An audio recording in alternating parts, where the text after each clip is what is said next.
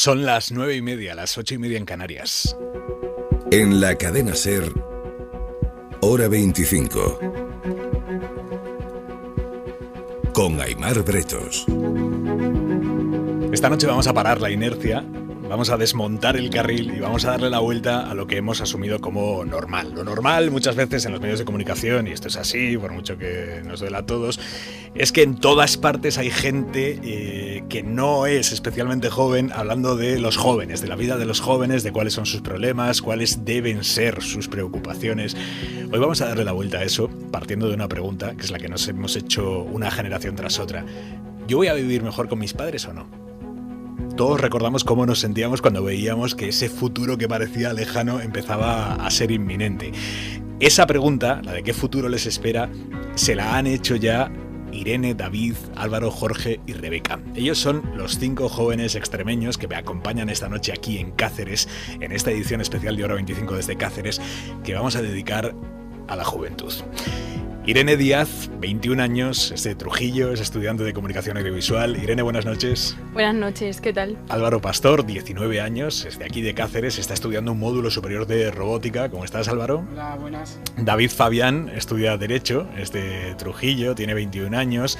Buenas noches, David. Buenas noches. Rebeca Cáceres, que ya lleva en el apellido el nombre de su ciudad, tiene 26 años, trabaja como peluquera. Rebeca, muy buenas. Hola, buenas noches. Y el mayor de todos no llega a los 30, pero por los pelos, porque hoy cumple 29 años. Felicidades, Jorge Vázquez. Muchísimas gracias, Aimar. Buenas noches. Jorge es de Cáceres, es emprendedor, y luego quiero que me cuentes cómo es eso de renunciar a un buen sueldo en el extranjero para venir a invertir tus ahorros aquí en una idea que has tenido y que promete. Pero eso será luego. Te lo cuento.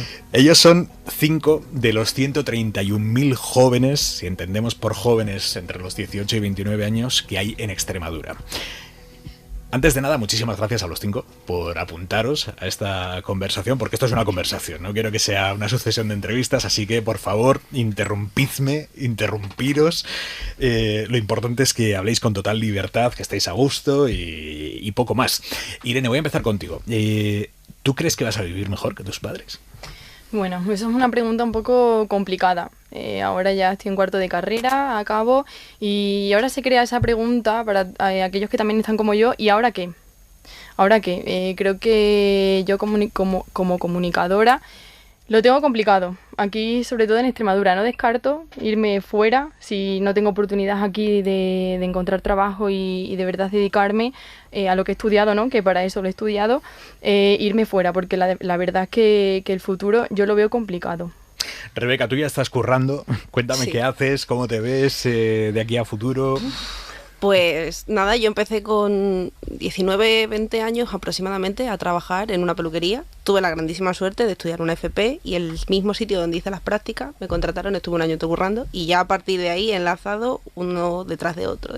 No he parado de currar y a ver, pues yo me gusta muchísimo Cáceres, estoy enamorada de la ciudad de Cáceres, pero sé que es cierto que gente como ella necesita otra oportunidad que a lo mejor aquí no le puedan dar y tiene que irse fuera.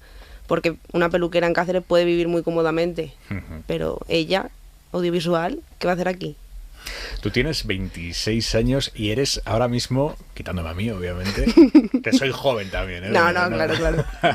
Quitándome a mí, eres la única de la mesa que está emancipada, digamos, que vive fuera de casa de sus padres. No, emancipada de verdad. O sea, llevo 3 años independizada viviendo con mi pareja. Pues él también trabaja, yo trabajo y, bueno, pues se hace lo que se puede, se llega a final de mes como se puede y buscando también un poco hacer otras cosas. Yo también soy una persona muy inquieta, que me muevo mucho y yo le digo que sí a todo. O sea, a mí me encanta trabajar de lo que sea, le digo que sí a todo y nada, pues así he ido enlazando yo curro tras curro, pero es cierto que hay veces que llegar a final de mes, pues eso es una mierda. ¿Se puede contar cuánto pagáis de alquiler? 450. ¿Y eso está bien, está mal, regular, está en precio? Está bien, la verdad, para el piso que tenemos.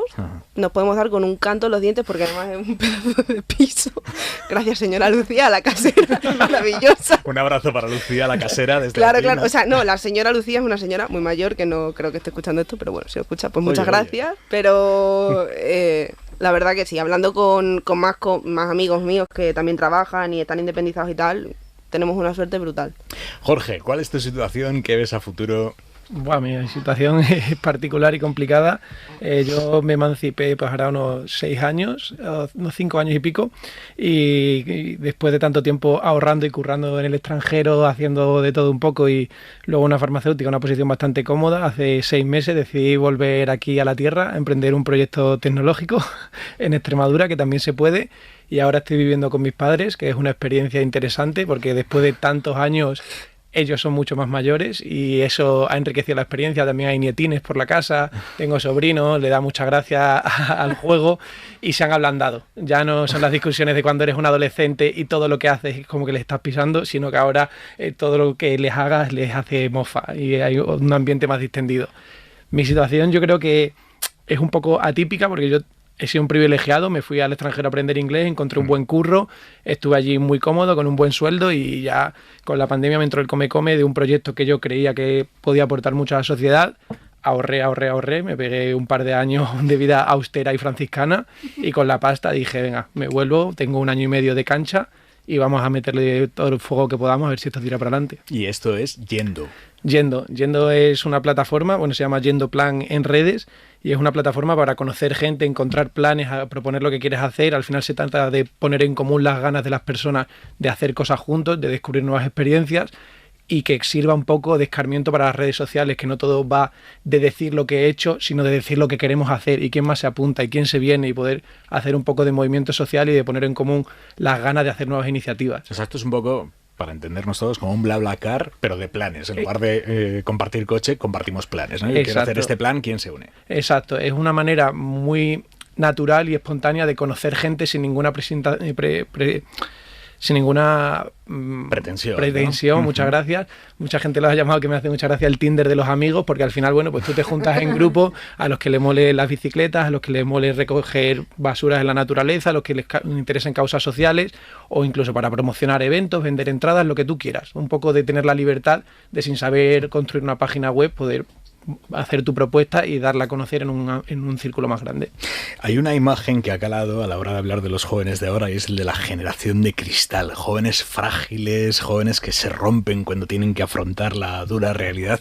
¿Eso cómo sienta, David? ¿Tú cómo lo ves? Bueno, pues a mí me molesta un poco esa frase porque yo no considero que los jóvenes de hoy en día seamos una generación de cristal. Al revés, somos una de las generaciones, por no decir la generación más formada de toda la historia de España. Nuestros padres, ellos de jóvenes, pues estudiaron una licenciatura, estudiaron una formación profesional y aunque tardaron un poquito más o un poquito menos, al final acabaron trabajando de lo suyo. Pero hoy en día no es así. Hoy en día a los jóvenes se nos exige tener entre 1 o 2 carreras, se nos exige tener varios másteres. Se nos exige el poder hablar en varios idiomas o bien el tener una formación profesional y tener un montón de cursos al respecto. Entonces no considero que los jóvenes seamos una generación de cristal. Es más, según la encuesta de Eurostat, analiza cómo es el mercado laboral en relación a los jóvenes a nivel europeo y a nivel de España, y lo que apuntan los datos es que a nivel europeo la tasa de paro juvenil de personas menores de 25 años está en torno al 14,5%. Sin embargo, aquí en España rozamos casi el 30%. Entonces, ¿realmente los jóvenes somos una generación de cristal o es el mercado laboral quien está hecho de cristal? David, tú estudias Derecho, ¿a qué te quieres dedicar? Pues muy buena pregunta. De momento me quiero dedicar a aprobar los exámenes finales, que lo tengo a la vuelta de la esquina, pero mi idea es acabar la carrera, hacer el máster de acceso a la abogacía y poder trabajar como abogado. Uh-huh. En tu caso, Álvaro, 19 años, tú estudias un módulo superior de robótica. Sí. Háblame de este módulo. Realmente es un módulo muy interesante. Yo lo escogí porque siempre me ha interesado ese tema y no tenía muy claro si hacer una ingeniería o sobre todo cuál escoger. Esa es la que a mí me daba muchos problemas y me rompía la cabeza, porque acabas bachillerato pero no has tocado esos temas que vas a dar y son 4 años y como hayas escogido mal, pues mala suerte. Y era un tema que en el instituto donde yo hice el bachillerato estaban haciendo se hace ese ciclo, yo lo hago allí. Uh-huh. Lo ponía muy bien y a mí me llamaba mucho la atención y pues como es menos tiempo, es más práctico, es más entretenido, pues lo hice y estoy muy contento. Todavía estoy en el primer año, ya en una semana acabo y creo que he escogido muy bien. ¿Y cuáles son las salidas de ese módulo? Realmente lo dicen siempre nuestros profesores, lo dicen la gente que viene, que ya ha terminado y está trabajando, y es que han encontrado trabajo muy rápido, trabajando en empresas, en cualquier puesto de trabajo relacionado con industria. Es una posición que se demanda mucho ahora y se va a demandar cada vez más en el futuro. Y luego también creo que es algo que no se suele considerar, pero en mi caso también me estoy planteando, cuando termine el módulo, a lo mejor estudiar una carrera. Es algo que no se suele considerar, y en mi caso yo lo tomé así, tomé esa decisión porque al terminar el módulo ya he visto realmente los temas que se van a dar con más hincapié, entonces puedo elegir mejor. Eso es algo que a mí me llamaba mucho, poder elegir de forma más informada para pues terminar y acabar. Pues creo que si se puede conseguir mucho trabajo con lo que estudio y con una carrera, creo que en ese aspecto no voy a tener problemas. Irene, Rebeca, ¿vosotros cómo veis el debate que planteábamos con David de la generación de cristal? Que sois unos flojos. Yo creo que con el tema también de la salud mental, también se nos llama un poco frágiles, porque ahora se da más visibilidad a la salud mental. Y muchos jóvenes vamos a psicólogos pues para hacer frente a nuestros problemas en el día a día.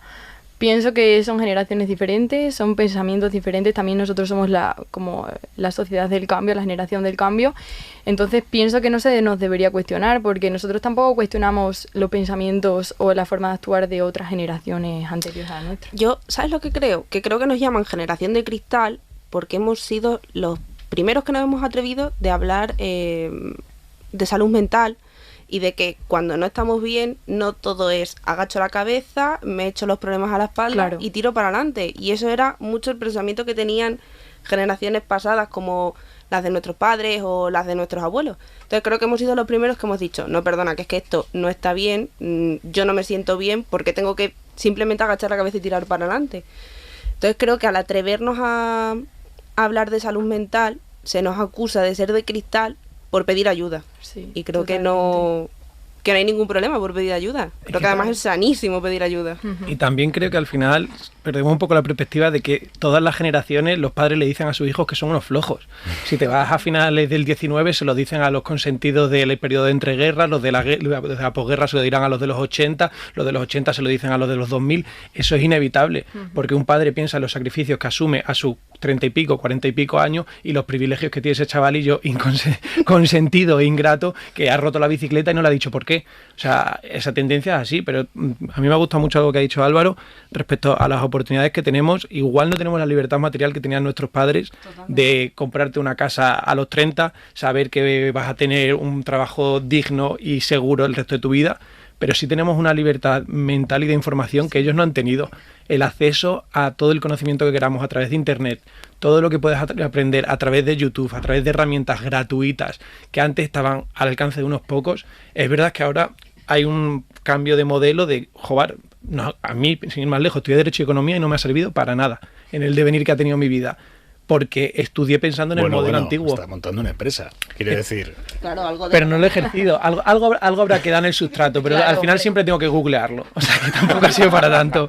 Pero a lo que me refiero es que hoy día creo que seguimos con esa mentalidad de sácate un grado y vas a conseguir un trabajo, pero realmente hay muchas habilidades que te las va a enseñar muchísimo mejor friquear a tope en YouTube durante un mes y centrarte y obsesionarte con un tema, de lo que te puede dar un grado que lo han hecho unos señores de 60 y pico años que han diseñado hace 7 lo que vas a estudiar tú durante los próximos 4. Estamos locos. ¿Cómo vas a diseñar en 2015 lo que yo tengo que hacer en 2023? Sí, claro. Yo, por ejemplo, en ese sentido creo que la FP está un paso por delante de las carreras, sin desprestigiar a la gente de las carreras ni muchísimo menos, pero sí que es cierto que además ahora se está tendiendo a hacer una FP dual, que significa que mientras que tú estás estudiando en el instituto, tienes un periodo en el instituto y la otra mitad del tiempo la pasas en una empresa, directamente haciendo prácticas en la empresa.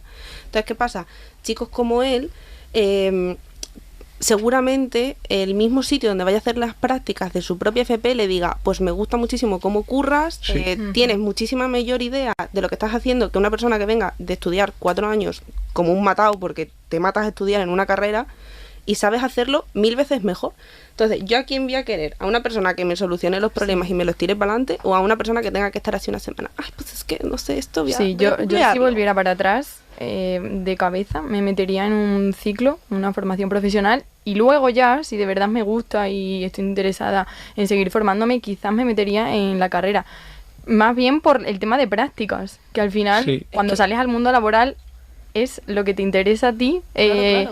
estar formado en Mira, cuanto a yo prácticas. Te voy a decir una cosa que es un poco impopular respecto a esto que estás haciendo. Yo recuerdo perfecto, yo cuando estaba en la carrera, yo hacía prácticas en COPE Pamplona y recuerdo perfectamente una conversación que tuve con un profesor con el que después he mantenido muy buena relación, que se llama Alberto García, que seguro que nos está escuchando, y él me decía, tienes que venir más a clase. Yo, verdad que mucho por clase no pasaba también. Pero, sí, iba, pero igual menos de lo que le gustaría a ese profesor. Le decía, no, es que yo estoy ahí haciendo prácticas, tal, y me va a servir más en mi vida saber utilizar un minidisc, que era como grabábamos entonces, que el contenido de tus clases. A día de hoy, el minidisc no existe y el contenido de sus clases, que en aquel momento posiblemente no lo valoraba suficientemente, yo ahora soy consciente de que sí me ha servido, me ha armado el cerebro de alguna manera, ¿no? Entonces quiero decir, no es por llevarte la contraria ni nada, Claro. pero que igual con la edad sí que se ve de una perspectiva distinta lo que ahora estás estudiando y que posiblemente creas que no te sirva. En un futuro entonces me daré cuenta de que pasará lo que a ti, supongo. Pero yo creo que lo interesante no es que aprendiste a utilizar el minidisc, sino quién te enseñó y con quién aprendiste a usar el minidisc y de lo que te ha valido esos contactos. El problema es que un profesor, a no ser que te dé la mano para entrar en el mundo académico, nunca te va a encontrar un puesto de trabajo. Es esa desconexión que hay. Yo estudié en una universidad buena, entre comillas, como era la Carlos III, pero ¿qué es lo que pasa? Que casi todos los profesores son o altos funcionarios o políticos de alto nivel, que me parece estupendo su currículum, pero no tienen ni puñetera idea de lo que es hacer una entrevista de trabajo. Hay una desconexión brutal. Lo que ya decía con las FPs, yo empatizo completamente con eso, porque tengo muchos colegas que haciendo una FP se han pasado casi la mitad del tiempo ya currando. Entonces cuando tú llegas a una entrevista eres una persona resolutiva. Yo en todos los exámenes que habré aprobado, que los aprobé todos y hasta aquí hemos llegado, pero no he tenido esa necesidad de resolver por mí mismo algo para lo que no estaba preparado. Tú sabes que el temario va a caer en el examen, otra cosa es que no te lo empolles todo. Oye, más allá de la formación, ahora mismo, ¿cuál diríais que es vuestro principal problema?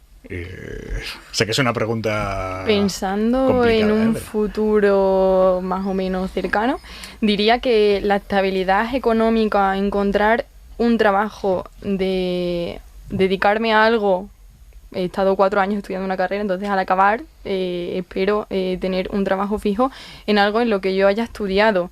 Eso pienso que es muy complicado. Y bueno, lo de la estabilidad económica, y ya si seguimos hablando, pues eso conlleva a hacer frente a una vivienda, tener un salario más o menos bien.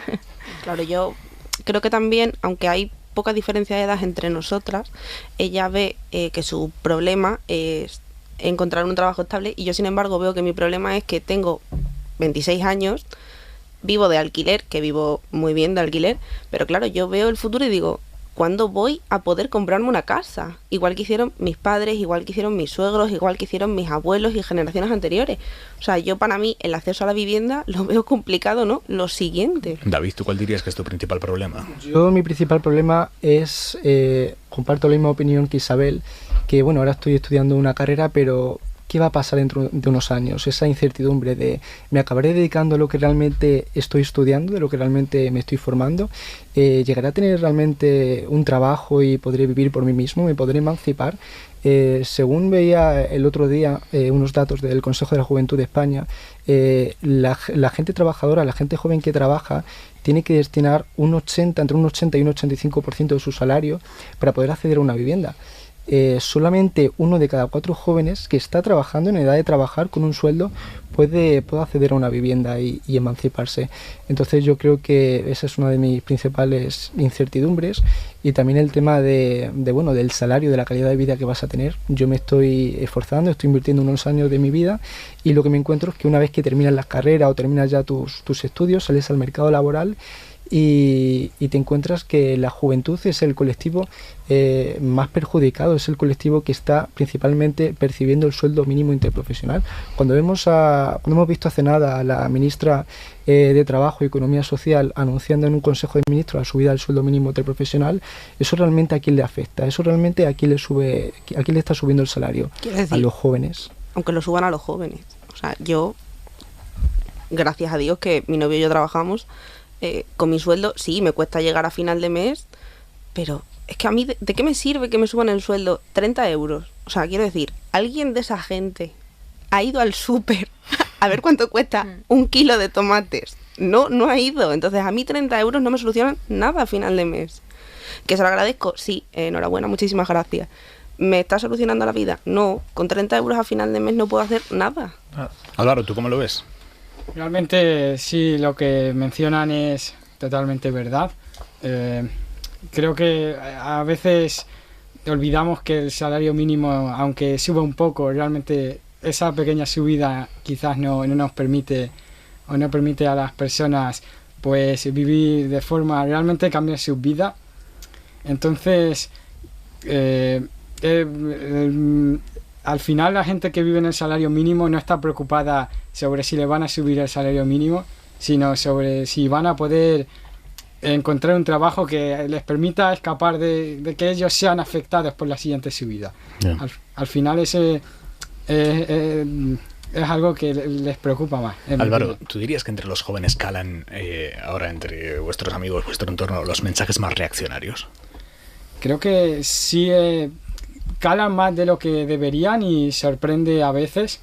Es un mensaje, sobre todo en las redes sociales, que se propaga de manera pues muy eficaz porque les afecta a ellos, es algo que está pensado específicamente ese mensaje. No les vas a intentar convencer a una persona mayor con la misma propaganda que se lo harías a un joven.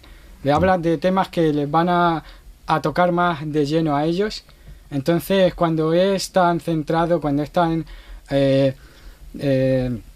simplemente cuando se idea de esa manera, al final es muy peligroso. Oye, vosotros sois, bueno, quizá no la primera, pero sí estáis ahí de las primeras generaciones que entraron al mundo de las relaciones sentimentales, existiendo ya Tinder y Grindr. ¿Esto cómo ha afectado vuestra manera de ligar, de relacionaros, Jorge? Pues por lo que veo en mi entorno y como ha sido mi vida, y yo lo he notado mucho, además la pandemia creo que ha acelerado muchas cosas. Antes la gente necesitaba conocerse en persona, ya nadie se conoce en persona, ya eres un alienígena si ves a dos personas hablando en un bar o accidentalmente. De hecho, no surgen ni las conversaciones fortuitas. Amigos míos que tatúan, algo que me han contado que me impacta muchísimo es que de la pandemia para acá todos los jóvenes no son capaces de crear una conversación fortuita mientras son tatuados, que un tatuaje son 5 horas con un desconocido. Y son 5 horas que se las pasan mirando el móvil en vez de ser capaz de hablar de cualquier cosa y tener una conversación distendida. Yo creo que las relaciones han cambiado mucho. También algo que yo he visto con la aplicación, con Yendo, que me gusta mucho, es que al final sexualizar le quita toda la magia a la relación en sí. Si todo va de sexo y de tener una cita con alguien que ya te atrae, no mola nada, pero cuando conoces a la gente en torno a una actividad o en torno a un plan que sí te llama la atención, todo resulta un poco más natural y esa naturalidad se está evaporando. No hay más que abrir Instagram para darte cuenta de que la naturalidad es cosa del pasado. Me contó Pablo Simón, él coordinó el último estudio de juventud que hizo el Instituto de Juventud y él me hacía mucho hincapié en que ahora los jóvenes se emparejan menos. Me llamó mucho la atención esto.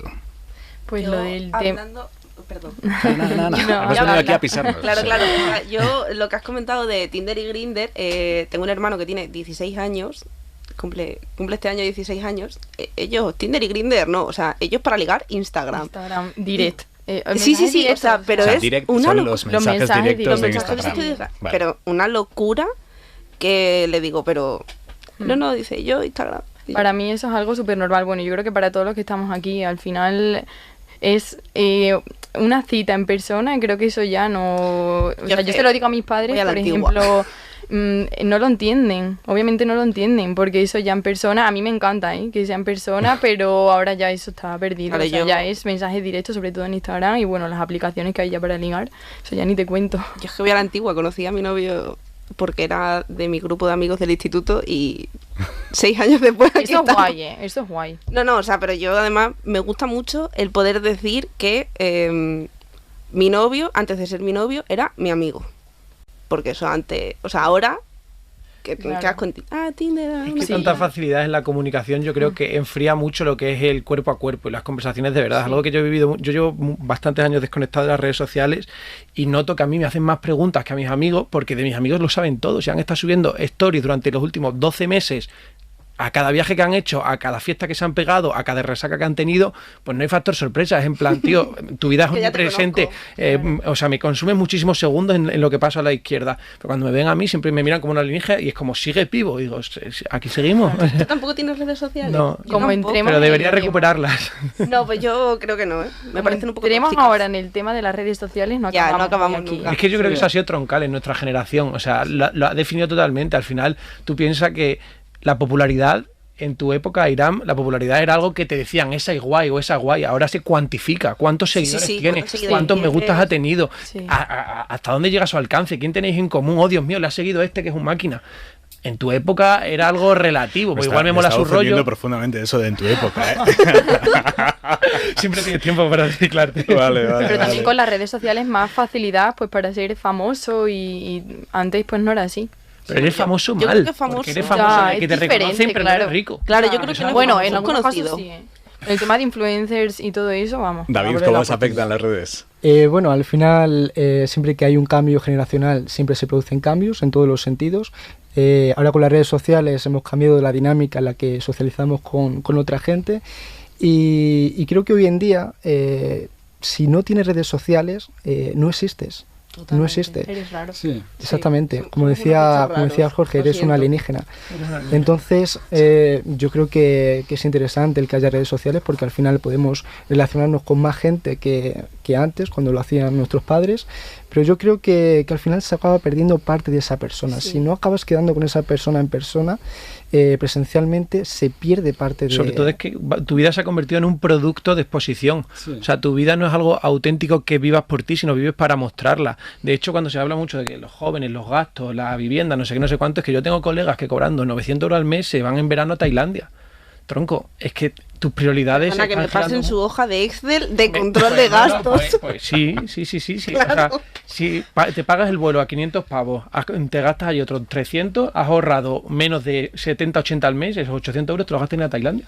Es que, o sea, el orden de prioridades se ha dado la vuelta. ¿Por qué? Porque lo de Tailandia lo puedo estar chuleándolo a tope, pero lo de que a lo mejor he comido pescado esta semana no lo voy a chulear tanto. Chicos, que ha sido un gustazo. Jorge Vázquez, Rebeca Cáceres, Irene Díaz, Álvaro Pastor y David Fabián. Me ha encantado estar esta noche aquí en Cáceres con A vosotros. mí se me ha hecho corto. A mí igual, yo quiero más. Un abrazo. Encantado. Muchísimas gracias. Gracias.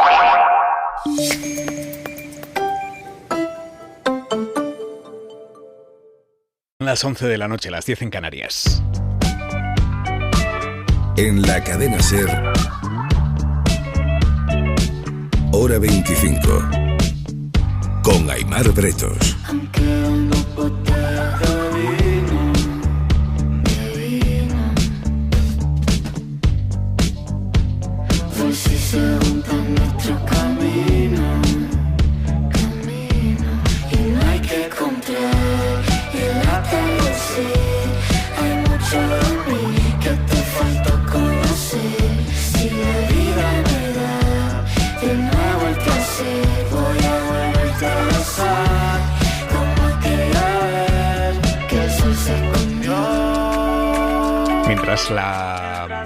Mientras la campaña electoral continúa y los partidos siguen con sus mítines y demás, nosotros avanzamos con nuestra ruta electoral paralela, no voy a decir alternativa, pero sí paralela a la campaña electoral tradicional. La cadena SER sigue en ruta hablando de los problemas de verdad y de las realidades de verdad, más allá de los mensajes tasados de campaña. Esta noche estamos en Cáceres y esta noche estamos hablando de juventud. Y quiero ampliar en este momento esta mesa de análisis y vamos a estirarla para que llegue desde Cáceres a todas partes. En Cabra, en Córdoba, está David Garrido. Hola, David. Hola, buenas noches. David tiene 24 años, es camarero, da clases de música. En Santander está Rubén Allende. Buenas noches, Rubén. Hola, buenas noches. Rubén tiene 19 años, estudia un grado medio de edificación y obra civil. En Valdemoro, en Madrid, está Sara Cornago Garrido. Sara, hola. Hola, buenas noches. Sara tiene 19 años también y está estudiando un grado medio de actividades comerciales. En el micro que he dejado libre yo esta noche en el estudio de Gran Vía para venirme a Cáceres está María Sardinero. María, ¿cómo estás? Hola, buenas noches, ¿qué tal? María tiene 23 años, cuídamelo bien, María? Sí. Hasta hace muy poquito, con 23 años, trabajaba en una peluquería, ahora se ha matriculado en un curso para ser maquilladora profesional. En Murcia está Elena Cantero. Elena, buenas noches. Buenas noches. Que tiene 21 años, estudia historia y quiere ser arqueóloga. Y un poquito más al norte, en Alicante, está Jaime Blasco. Buenas noches, Jaime. Muy buenas noches. Que tiene 24 años y ahora está opositando y si todo va bien, pronto será Policía Nacional. ¿Para cuándo esto, Jaime? Esperemos que pronto, cuanto antes. ¿En qué punto estás de las oposiciones? Bueno, esperando la siguiente convocatoria para presentarnos. Empezamos esta edición especial de Hora 25 hablando con jóvenes extremeños y hemos escuchado sus ilusiones, pero también una preocupación compartida. Ven que se acerca un futuro que les va a llevar a vivir en algunos casos peor que sus padres. Y esto que podría parecer una exageración o que podría parecer un agobio juvenil es algo mucho más serio. No es una impresión, no se circunscribe a España.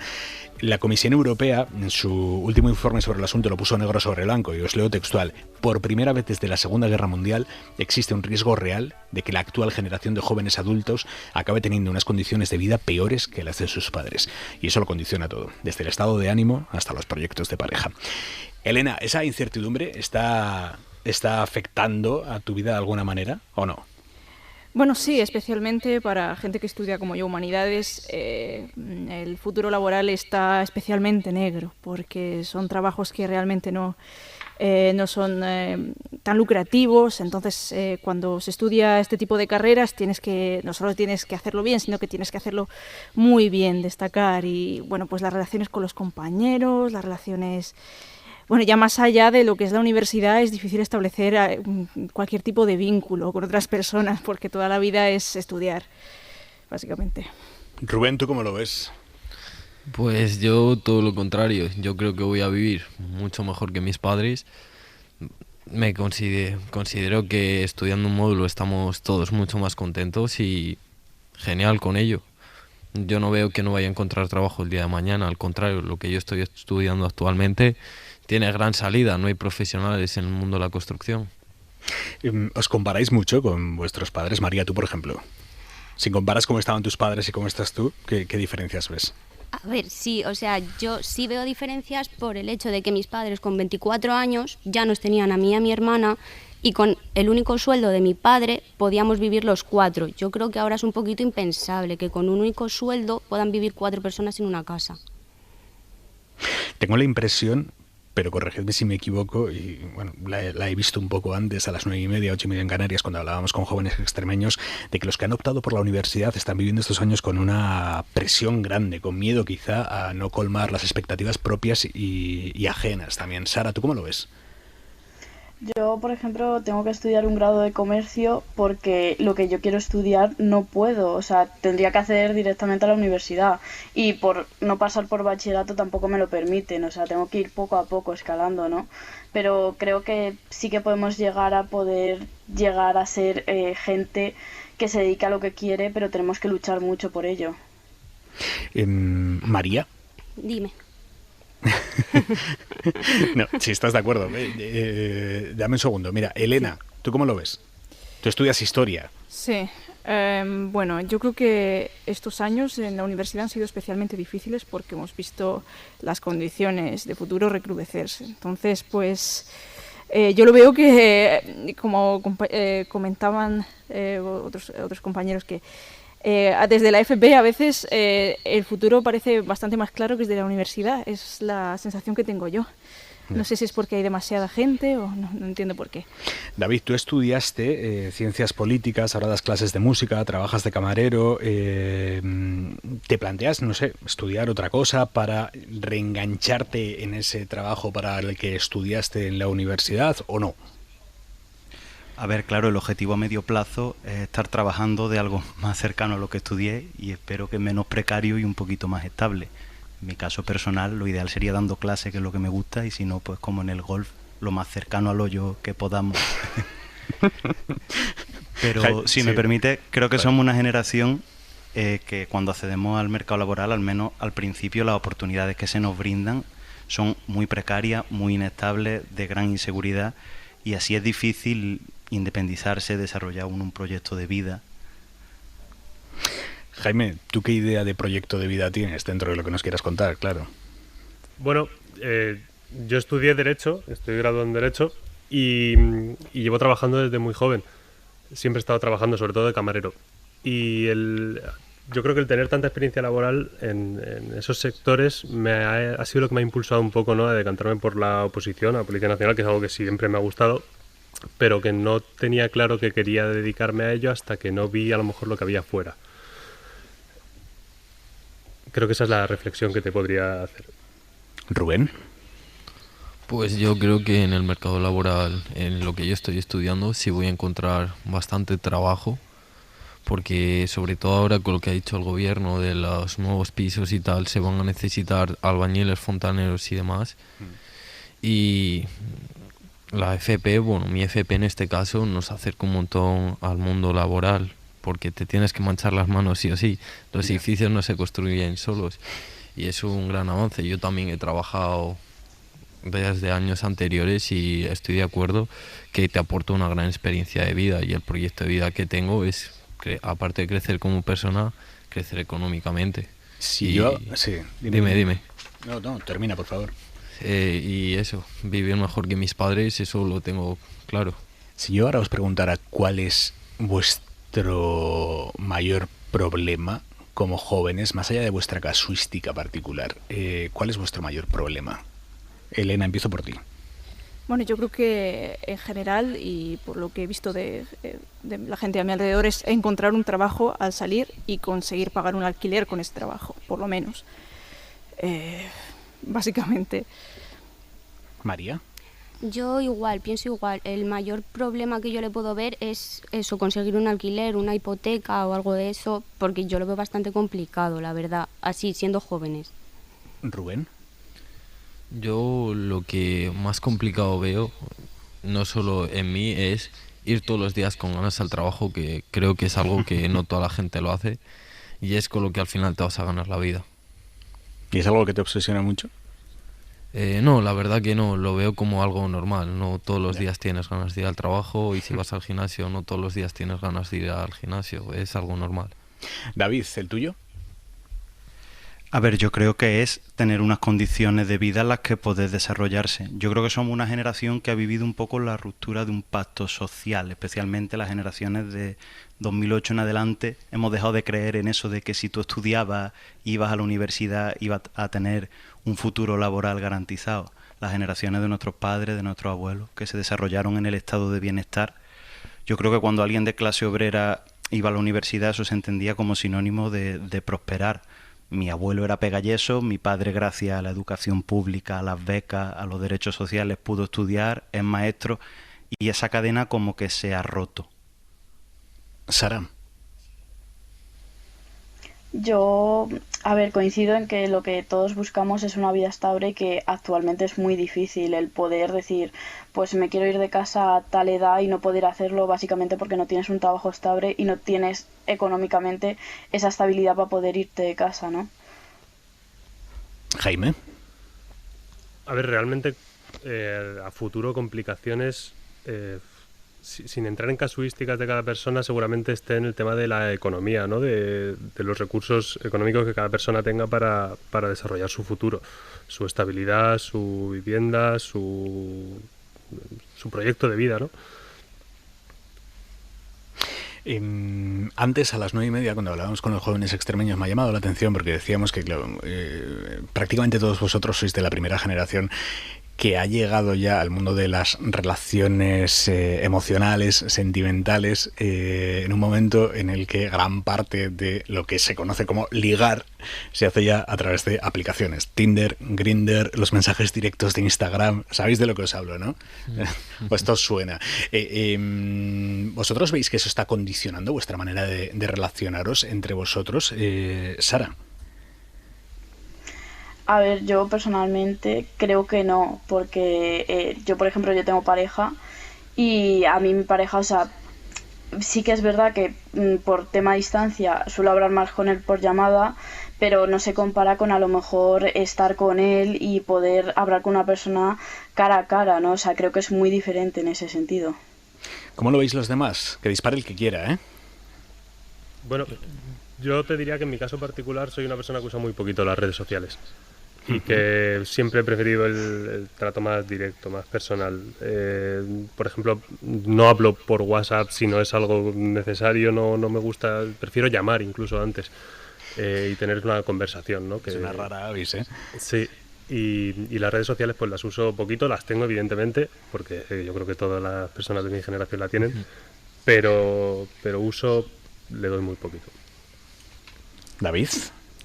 Yo sí creo que condiciona, además, me parece que somos una generación más o menos nativa, que ya no hemos criado con esas herramientas y realmente para nosotros es difícil valorar si nos ha cambiado mucho, porque siempre hemos sido así. Yo creo que las generaciones previas sois las que a lo mejor nos miráis y decís, pues macho, nosotros lo hacíamos de otra manera esto. ¿Cómo estáis viendo la campaña electoral?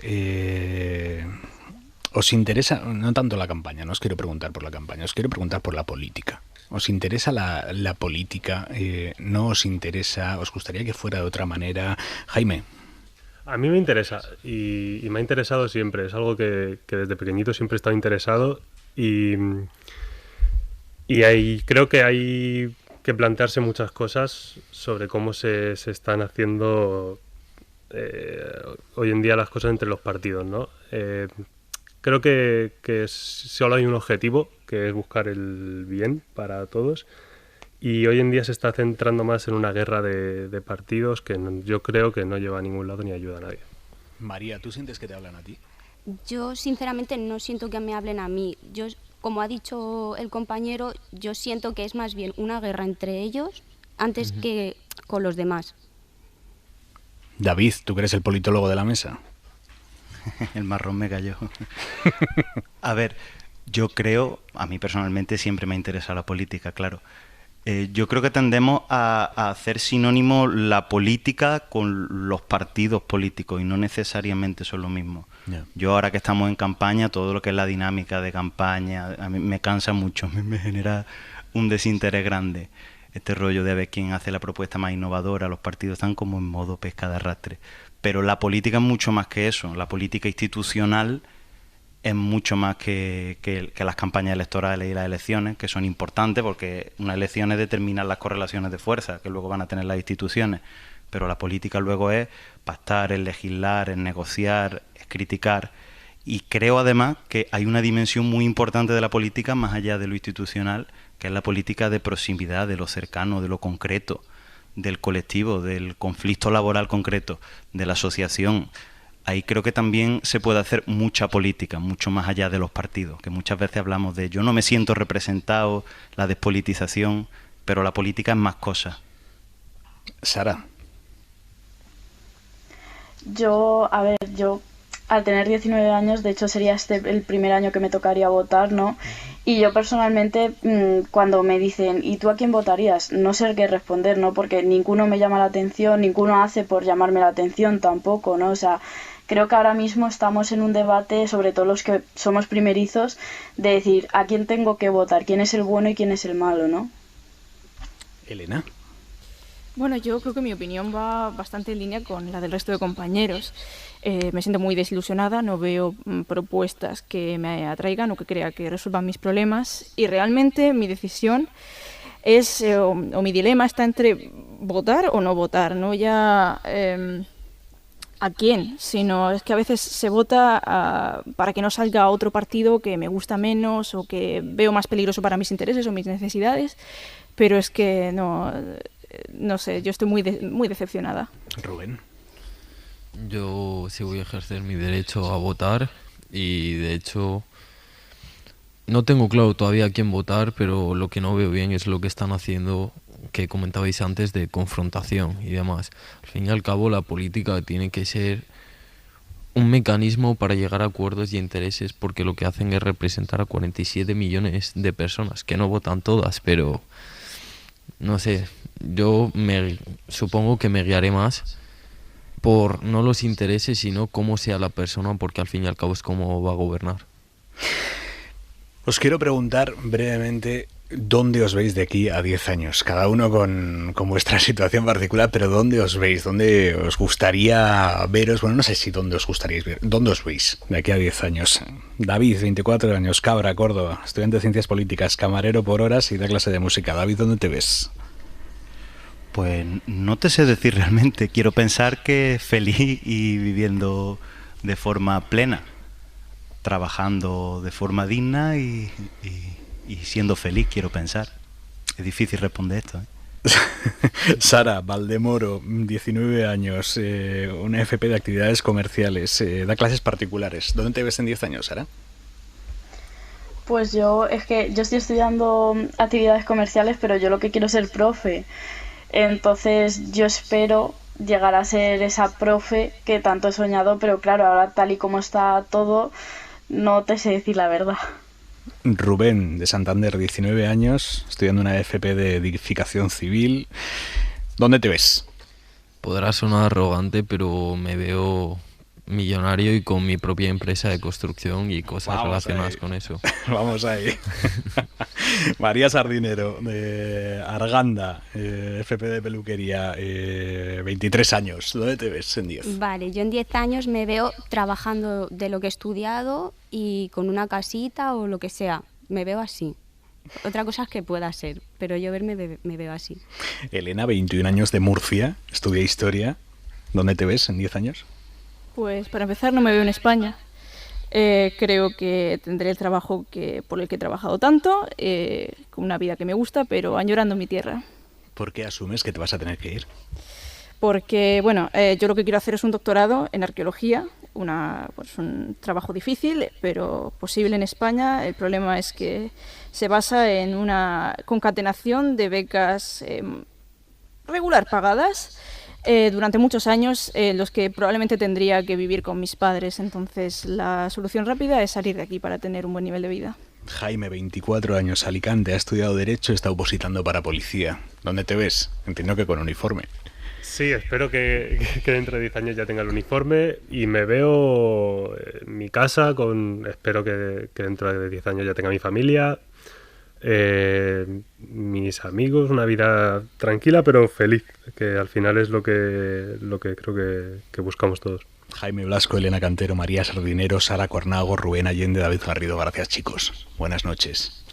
Buenas noches. Gracias, buenas Me noches. quedan nada, 3 minutos mal puestos. Pero queréis decirles algo.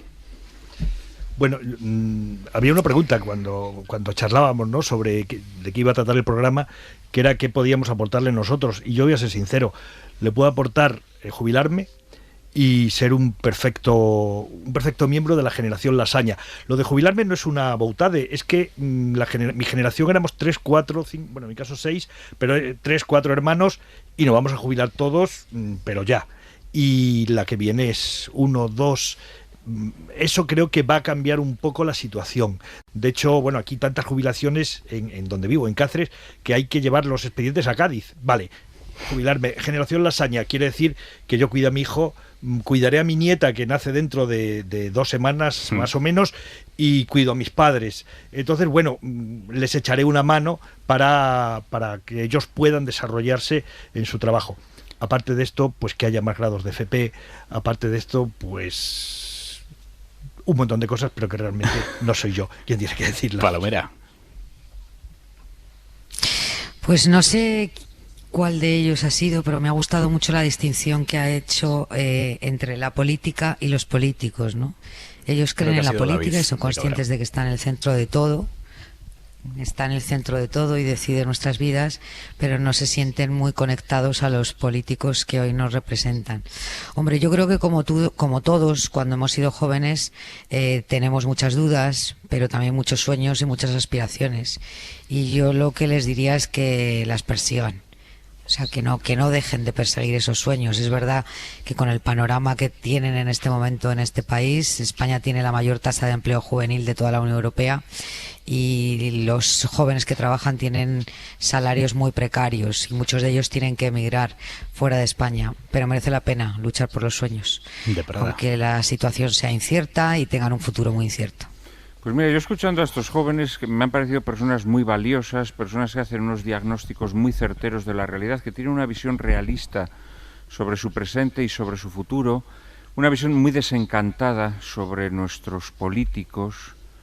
Me he acordado de lo que decían los burgueses e burguesas por las finestras sone, los burgueses y burguesas que asistían a la marcha al destierro de Miocid, y decían una frase maravillosa que es vigente para cualquier momento de la historia de España, pero para este también y para esta juventud, ¿no? Dios, qué buen vasallo si hubiese buen señor.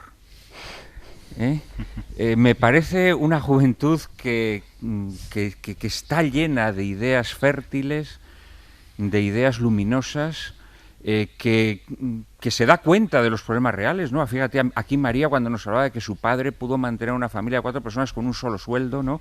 Y hoy aceptamos que se necesitan muchos sueldos para poder alimentar a esas familias y que además no vas a tener una casa en propiedad, porque muchos de ellos nos hablaban de casas en alquiler, fíjate, la aspiración máxima que tienen, ¿no? Y dices, esta juventud que está deseosa de dar cosas, ¿no? De dar cosas grandes. Qué pena que nuestra generación de políticos no sepa interpretar todo ese valor. Dejadme contaros una cosa más. Hace una semana escuchamos aquí, en Hora 25, el testimonio del comisario de los Mossos d'Esquadra, Xavi Gámez, pidiéndoles a PSOE y Unidas Podemos que dejen de bloquear la ley de la ELA.